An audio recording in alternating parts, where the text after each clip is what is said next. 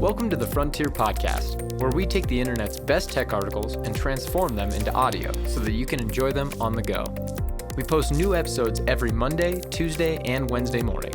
Be sure to subscribe to our channels on YouTube and iTunes, or visit us at tfpodcast.io. If you would like to help support our show, we'd really appreciate it. Visit our Patreon and donate. All of those links will be listed below. Today's episode is brought to you by Presence Media. They are a Colorado-based SEO and web design firm. Presence Media creates beautifully modern websites that effectively attract new customers for their clients. Visit them at presencemediadenver.com. That link will be listed below. Today's article was written by Jared Porciniluk. Hope I'm pronouncing that correctly. Jared sees the Internet of Things as a significant tool in humanity's progress, and we're just beginning to see its potential. He fosters an IoT community as the Orlando IoT organizer, and helps build the future as a software developer at Nebbia Technology.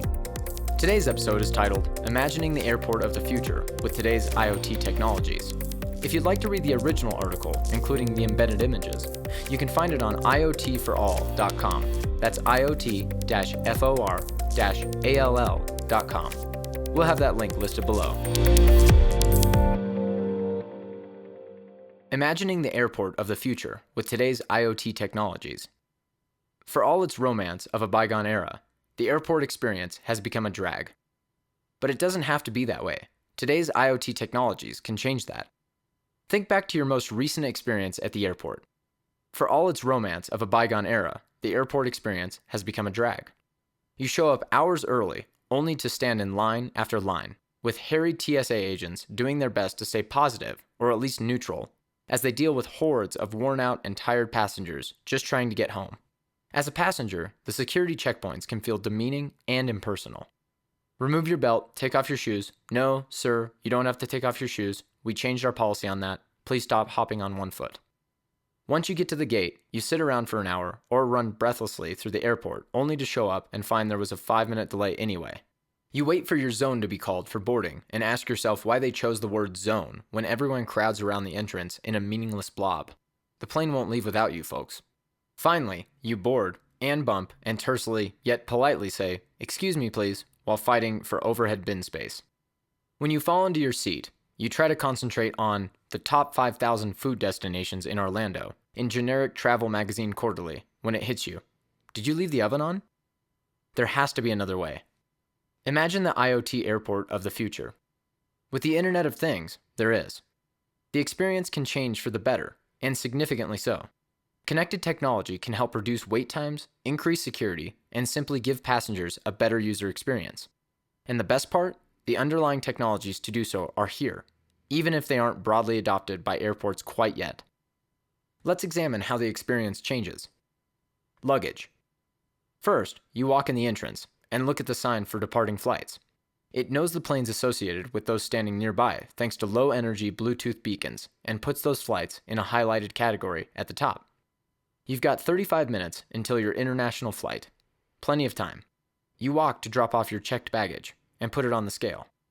It measures the weight, calculates the total, and you pay on your smartwatch. The baggage is tracked throughout the process. You can check to see where it's going at any time. Temperature, humidity, and G-force sensors in the smart bag help to give it a health rating you can check on your phone at any time. If the bag is opened, you will know. And there are smart tags on your valuables so you can track if they are removed. When your luggage gets out of range of your watch, it automatically locks. But you can use the onboard finger scanner to unlock it if your watch is dead. The TSA has the ability to open or close the bag, but a history of who does so is tracked. Together, these measures can virtually eliminate the problem of things disappearing from your luggage. Security. You stroll over to the security checkpoint and start walking down a short tunnel. The TSA agent at the other end smiles as you walk through. The tunnel does a few things. First, it communicates with your smartwatch. Your watch relays your carry-on's contents via an RFID reader reading tags on each thing inside, as well as who you are and what plane you are boarding. The security guard operator has a HoloLens that allows her to see meta information about each person walking through the tunnel, including if their bag has been scanned and cleared. You've opted into facial recognition, so a face scan confirms your identity. Divorcing travel information from your identity, the system uses blockchain technology to match you with your previous trips and assigns a risk factor using an open source algorithm that is constantly improved to decrease false positives and checked by researchers to guard against bias. As you walk through the tunnel, it scans to make sure you aren't carrying anything dangerous. Algorithms flag potential security issues or obstructed views, which are confirmed by TSA agents working behind a wall, so your scanned image is disassociated from your person. They alert the TSA agent at the other end of the tunnel to flag you down if there is a potential problem. Otherwise, your watch and tunnel illuminate green to inform you that you are good to go. If you accidentally forget that you had your pocket knife on you, the watch turns red and directs you to a manual check. Those without smart devices or bags are still able to walk through the tunnel. They just drop their luggage off to the right before entering. And while they may not get notifications on their watch, they still get lights within the tunnel indicating that they can walk right through. Boarding. After you leave the tunnel, your watch silently illuminates with a notification to get directions to your gate if you'd like them.